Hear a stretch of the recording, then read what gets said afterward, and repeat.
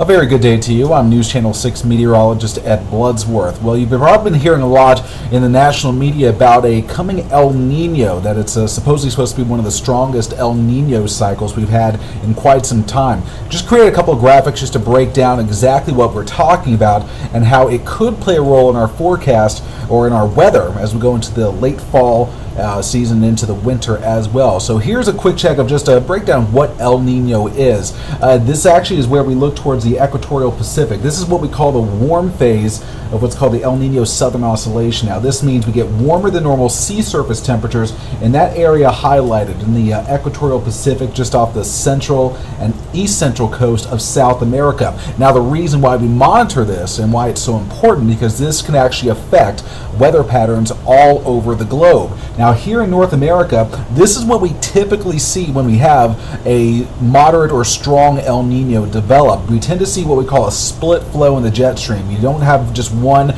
set jet stream. You actually have a distinct northern branch and a southern branch of the jet stream. Now that will affect, or tends to affect, what kind of weather we see across the U.S. Now in terms of precipitation, we tend to see some drier than normal conditions in the Rockies, the Pacific Northwest, stretching into the Midwest and back towards the Great Lakes region. Now, areas that tend to see wetter than normal conditions include the desert Southwest and also the Southeast, northern Gulf Coast, and into portions of the Mid-Atlantic.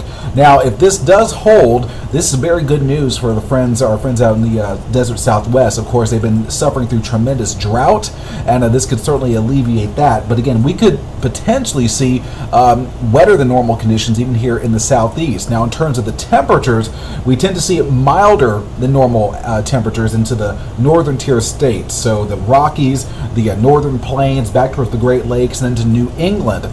But the southern half of the country, we tend to see below average temperatures. That includes the west, back across the southern plains, the Gulf Coast, and right on into portions of the southern mid-Atlantic. Now, keep in mind, this is just a forecast. Not necessarily that we're going to see these kind of conditions, but typically when we look back in the record books, this is what we typically see when we have a strong El Nino. So we'll certainly be watching that, see if any of this actually comes into fruition as we approach the upcoming late fall and into your winter.